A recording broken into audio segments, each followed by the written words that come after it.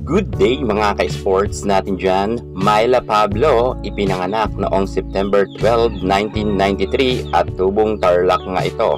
Outside spikers ang kanyang posisyon at pagdating sa larangan sa volleyball, isa si Pablo sa masasabi natin na tumatak na sa larangan ng volleyball. Sobrang galing ni Myla Pablo at kung pag-uusapan natin sa kagalingan ay marami na talagang napatunayan itong si Pablo. Dahil nga sa kanyang angking galing ay nabansagan pa nga siyang Bagyong Pablo.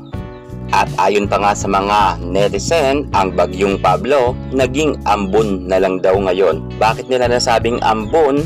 Sapagkat si Myla Pablo ay hindi na nga natin masyado nakikita na naglalaro sa loob ng court. Kung ipasok man siya ay hindi nga siya ibinababad at medyo nagiging off na rin siya sa kanyang mga spike. Paano ba naman kasi hindi pa umiinit si Myla Pablo ay inilalabas na agad ito.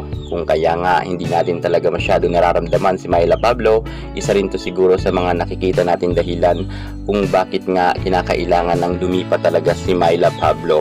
Pero mukhang hindi pa rin ni Myla Pablo ginagalaw ang baso at mukha talagang nananatili pa rin siya hanggang sa kasalukuyan sa Petrogas Angels. Sayang naman itong si Myla Pablo.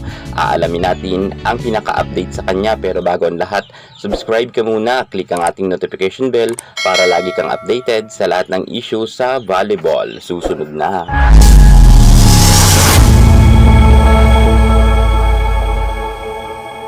Trivia muna tayo mga ka-sports bago pa nga sumikat ang Creamline Cool Smashers. Nauna na nga ditong sumikat ang Pocari kung saan narito nga noon si Myla Pablo.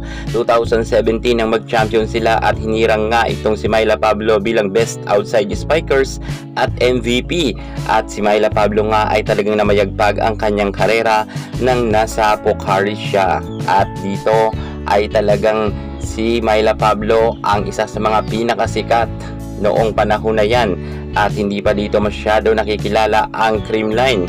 At alam nyo ba ng PVL Reinforced Conference, bukod sa nag-champion sila ay nasungkit pa dito ni Myla Pablo ang kanyang Best Outside Spikers. Talagang namayagpag dito ang Petrogas noong 2021 at 2022. Sila nga ang naghahari pagdating nga dito sa Reinforce. Ngunit ngayon ay talagang nabigla tayo sa naging performance nga ng Petrogas Angels matapos ngang ilang paso sila pagdating sa Reinforce. Hindi talaga natin inaasahan na hindi na ganoon kalakas ang nasabi nating Petrogas Angel. Ito na kasi ang pagkukulang ang nakikita ko. Si Myla Pablo kasi ay hindi nga binababad sa loob ng court. Matatandaan nga natin ng panahon na yan, si Myla Pablo ang babad na babad nga sa Petrogas.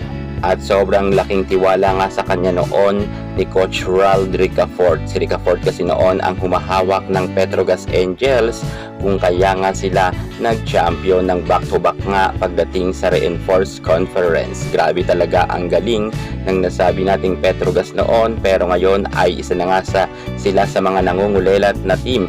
At si Myla Pablo nga, ang Bagyong Pablo ay ambon na nga lang daw di umano at hindi na ito masyado ginagamit sa loob ng court.